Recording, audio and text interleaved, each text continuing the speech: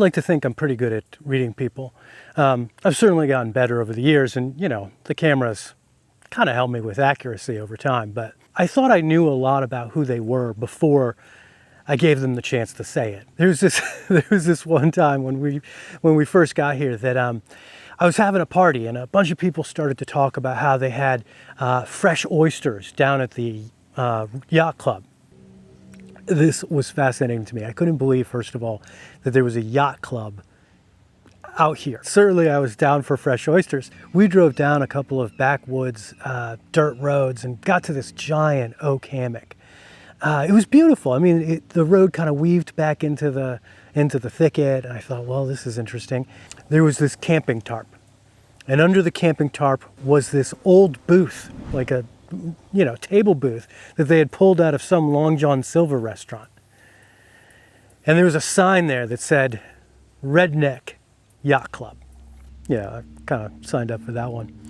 The oysters were really good, actually. They had made some good oysters. So I'm sitting there talking to this guy who owned the place, and I was looking out over this kind of beautiful lake.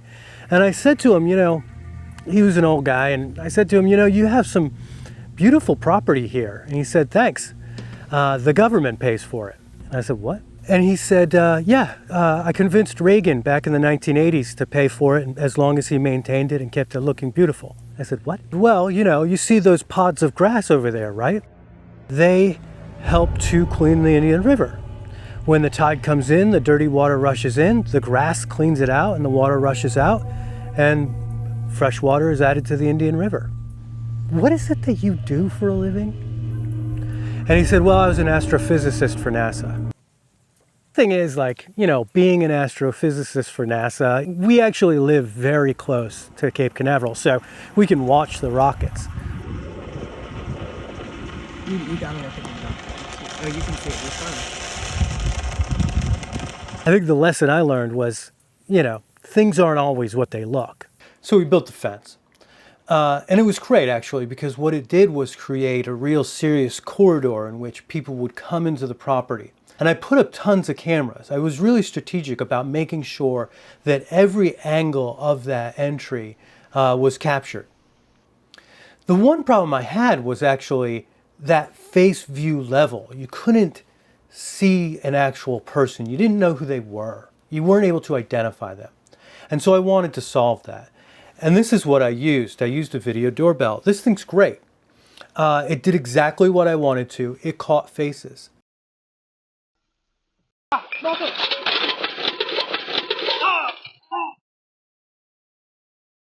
So this was great because it was Wi-Fi based, and in most cases it's expected to be around a house, like attached to a door.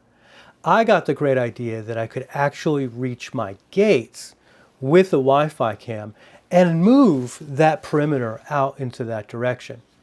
So now I could catch people at the gate. The payoff was almost immediate. This kid came up to the property and he rode his bike in. He had, you know, a fishing pole, a knapsack. He had a nice brand new looking bike and he rung the doorbell. And he then asked, you know, can I fish in your pond? We had a pond, but we did not have fish. I mean, there was nothing in there. And I said, oh, you know, we haven't stocked our pond yet. So unfortunately, you'll have to try something else. And he said, really? Because I was looking at Google Earth and Google Maps, and I noticed, you know, I was looking at places that seemed to have pretty good ponds. Yours is pretty big. And I thought that was interesting. And he said, oh, well, you know, I've been looking at the local area. It seems like your pond is a really good one to fish in. Are you sure you don't have any fish? And I thought about that for a second because we had only just cleared the property and put in that pond. I mean, we put it in the sense that we had giant tractors come in and move the dirt, about 3/4 of an acre. It was only just full. So something wasn't quite right about that. The second thing was that he started immediately pivoting towards my neighbor. What's your neighbor's name? Does he work full time? Is he home all the time? Is he retired? What's his pond like? I'm wondering because I want to be able to, you know, reach out. What times are the best times to get him? I didn't like that for a couple of reasons. One is I'm not going to talk about my neighbors. No one talks about their neighbors out here. The second reason is because I'm not going to give out details of my neighbor's schedule.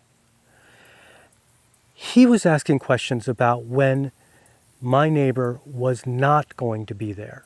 Not questions about, do you think he'd let me fish there?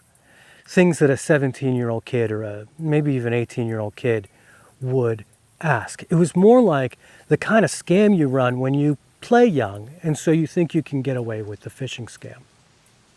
The thing is, I was then able to go back and look through my security cameras at what had actually happened. And I noticed a couple extra things. First, it wasn't just his new bike, it was his whole new outfit. No one goes fishing in Florida with all of these mosquitoes in a swamp in shorts. And they especially don't go fishing with sandals on. And I said, oh no, I can't tell you anything about him. You'll have to head back your way. So he had the wrong information. He had the wrong type of clothing. And he wasn't asking questions about myself and my pond for particularly long. He was asking about the guy next door. That's a scam. That's a scam because you can get people to open about other people and not about themselves. It got me thinking that it's not just about sometimes being able to recognize that there's someone at the door. It's also about being people smart, recognizing, is this something that I need to be worried about?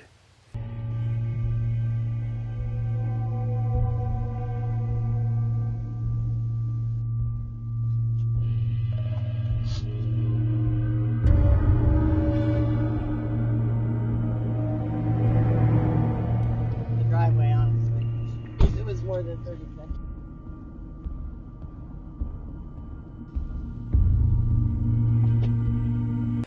But the camera is going to help you remember the details.